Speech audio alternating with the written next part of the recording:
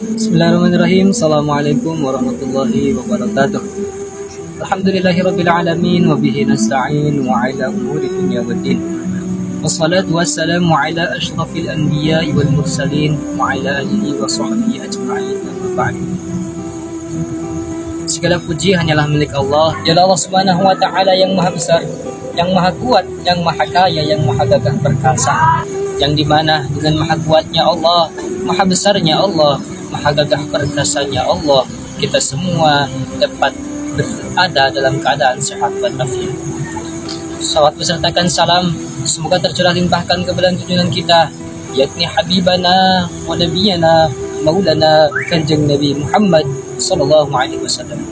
Yang dimana kita beruntung saudara, Allah jadikan kita umatnya Nabi Muhammad, umat yang paling mulia, umat yang paling agung, umatnya akan menjadi pemimpin daripada seluruh umat dari zaman Nabi Adam hingga akhir zaman. Umat yang akan berdiri di posisi paling depan membawa benderanya baginda Kanjeng Nabi Muhammad Sallallahu Alaihi Wasallam. Hadirin rahimakumullah. Saya di sini akan mengingatkan kepada kita semua, kalian, kita semua yang memang lalai dalam melaksanakan salat. Hadirin rahimakumullah. Salat merupakan modal utama bagi seorang manusia. Salat merupakan modal utama bagi seorang muslim. Kenapa? Karena ketika kita meninggalkan salat, maka kita akan meninggalkan amalan-amalan yang lain.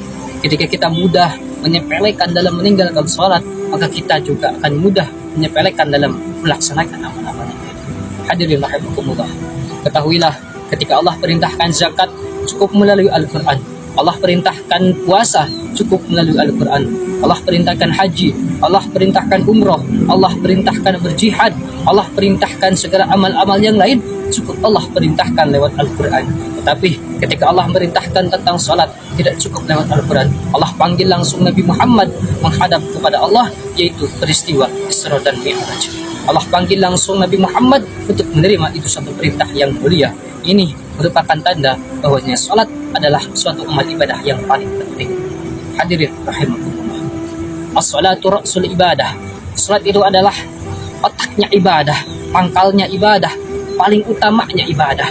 Ketika salat kita baik, maka akan baik pula amal-amal kita yang lain.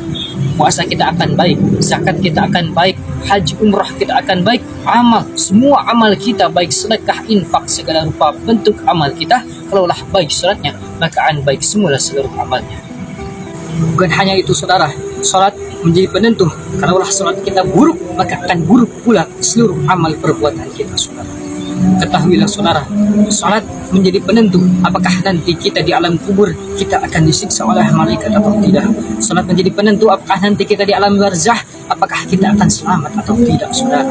Salat menjadi penentu apakah nanti yaumul ba'as, ya hari kebangkitan, kita akan dibangkitkan dalam keadaan baik atau buruk. Ketahuilah saudara, salat menjadi penentu nanti yaumil mizan, di hari penimbangan, apakah kita amal kita yang baik yang berat ataukah amal kita yang buruk.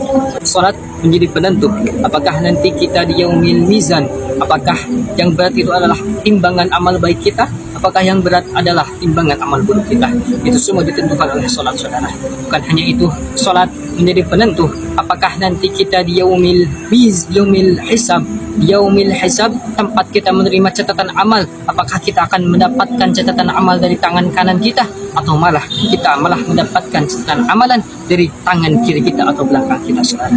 Salat menjadi penentu apakah nanti di yaumil mahsyar kita akan tenggelam dalam keringat kita sendiri ataupun tidak saudara. Salat menjadi penentu apakah nanti kita di jembatan Shiratal Mustaqim kita akan selamat dan menuju ke surga ataukah kita akan celaka jatuh ke dalam neraka saudara. Salat menjadi penentu apakah kita akan masuk ke surga atau ke neraka saudara. Salat menjadi penentu bahagia atau tidaknya, beruntung atau tidaknya kita bukan hanya di dunia tetapi juga sampai di akhirat saudara. Oleh karenanya jaga engkau punya salat saudara. Ada suatu kisah Al-Habib Umar bin Abdurrahman Al-Attas. Suatu hari anak beliau wafat. Suatu hari Al-Habib Umar bin Abdurrahman Al-Attas, anak beliau wafat. Ketika anak beliau wafat, datanglah orang-orang takziah ke rumahnya menengok anak-anaknya. Ketika datang orang-orang, apa kata Habib Abdurrahman? Sungguh bagi kalian musibah agama adalah musibah yang enteng, kata Habib. Apa kata dia? Sungguh bagi kalian musibah agama adalah musibah yang enteng. Bagiku, kata-kata Habibur Rahman, terlambat salat jamaah lebih musibah daripada kematian anak-anakku, saudara. Apa? Kematian anakku tidak lebih musibah daripada aku ketinggalan salat berjamaah. Kenapa?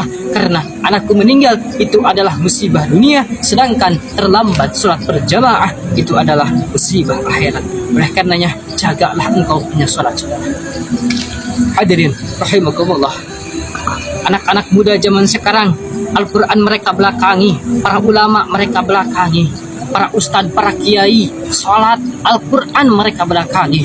Mereka dahulukan harta, mereka dahulukan pangkat, jabatan, kekuasaan, kekayaan, saudara-saudara. Sehingga kata Nabi Muhammad, "Idza a'zamat ummati dunya nusyiat haibatal Islam." Ketika umatku, kata kanjeng Nabi Muhammad, membelakangi dunia, lebih mementingkan dunia, lebih mementingkan harta, pangkat, jabatan, kekuasaan, apa kata Nabi? "Idza a'zamat ummati dunya nusyiat haibatal Islam." Kalaulah umat zaman sekarang, ulama mereka belakangi, Al-Quran mereka belakangi, para ustadz, Al-Quran, sholat, amal ibadah, Allah mereka belakangi, maka tunggulah kehancuran bangsa ini, kata kanjeng Nabi. Idza azamat ummati dunya nusyiat haibatal Islam, maka Islam akan terkalahkan, saudara. Oleh karenanya, hai para pemuda, hai para pemudi, jagalah engkau punya sholat. Sholat adalah amal yang paling utama.